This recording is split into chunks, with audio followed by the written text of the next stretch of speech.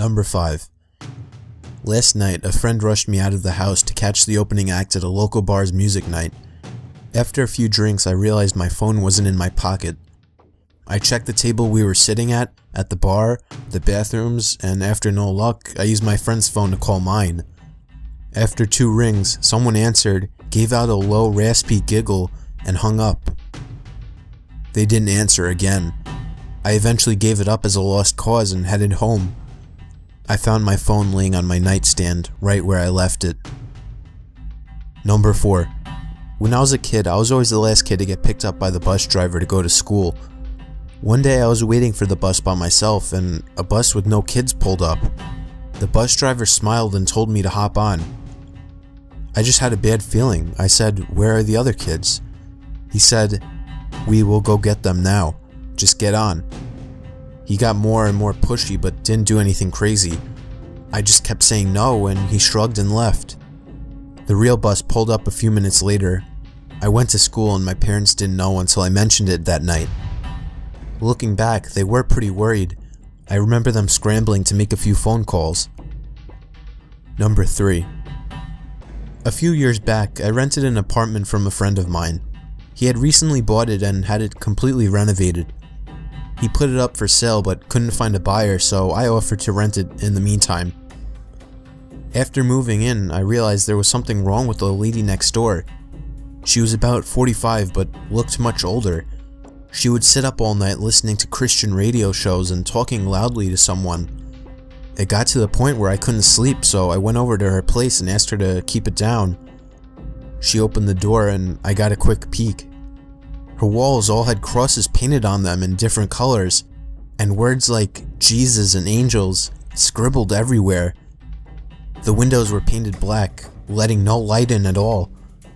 It was damp, yellow-stained 50-year-old carpets, dog shit, and cockroaches everywhere. No dog, though. I asked her to please keep it down. She just looked at me and shut the door. Then she turned up the radio even louder. The next night I had my girlfriend staying over. I wake up in the middle of the night and see a shadow of a person next to the bed, looking at us sleeping. I think I'm hallucinating, as I usually do in the dark when I'm sleepy. But then the shadow starts talking. It's my neighbor and she's holding something in her hand. She broke in during the night and who knows how long she stood there. "You should lock your doors at night," she says and walks out. The next morning I hear someone making strange noises below my bedroom window. It's my neighbor talking to herself in tongue. She has a plastic bag in her hand with her rotting dead dog inside. It's hot as hell outside and I can smell death from that bag.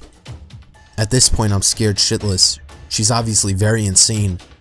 I go upstairs and knock on another person's door and ask them what the hell is going on.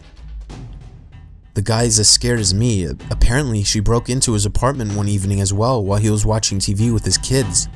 He got up from the couch to get a snack, only to find her behind the couch, staring at him holding a power drill. Come to think about it, now I know what was in her hand. At this stage, I'm basically shitting myself. I call the cops and they know all about her. Apparently she's a violent schizophrenic and she hasn't taken her meds, but they can't force her or enter her apartment without her permission because she owns it. The only thing they can do is get her when she goes outside. I sit up for the next 2 days waiting for her to run out of cigarettes. When I hear her leave at 2 a.m. to go across the road to the 7-Eleven, I call the cops. They have 3 cars and a special van over in less than 2 minutes. They restrain her and throw her in the van and drive off to some institution, and in less than a minute, it's like she was never there. I never see her again. Still have nightmares about her looking at me in my sleep. Number 2.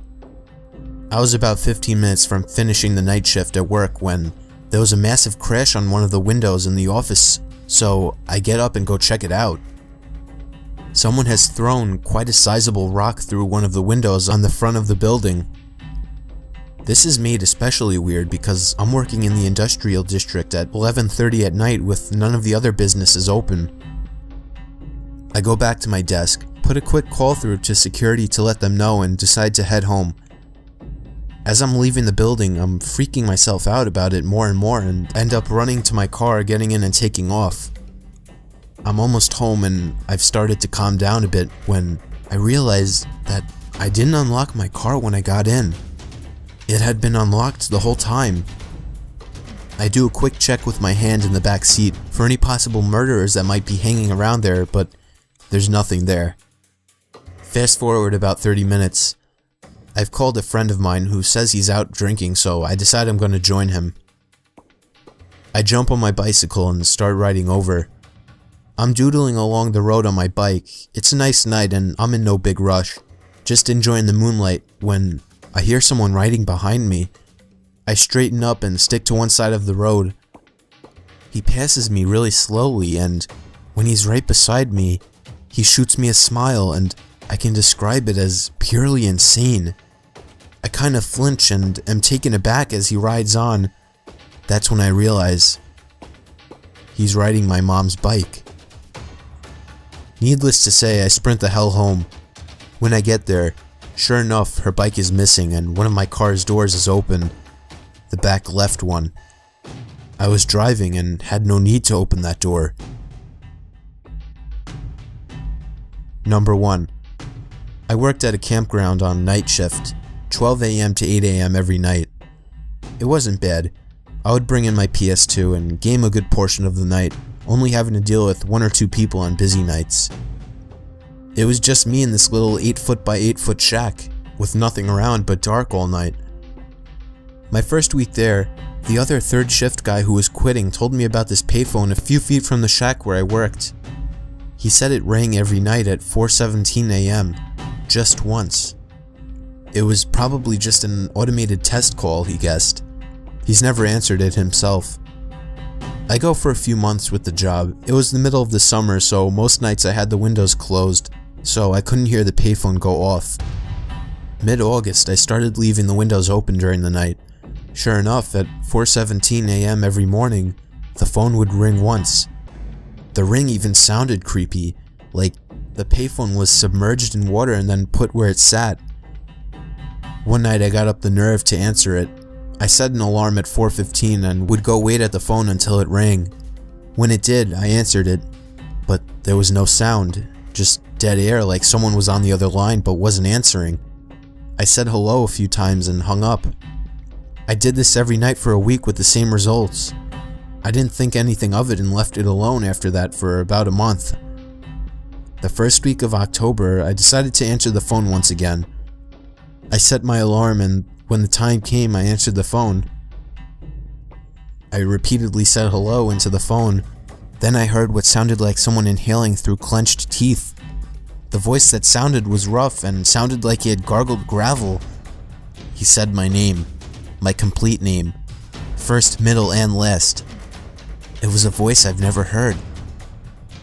My voice caught in my throat and I hung up. I rattled some change into the payphone and hit *69. The number had come from California.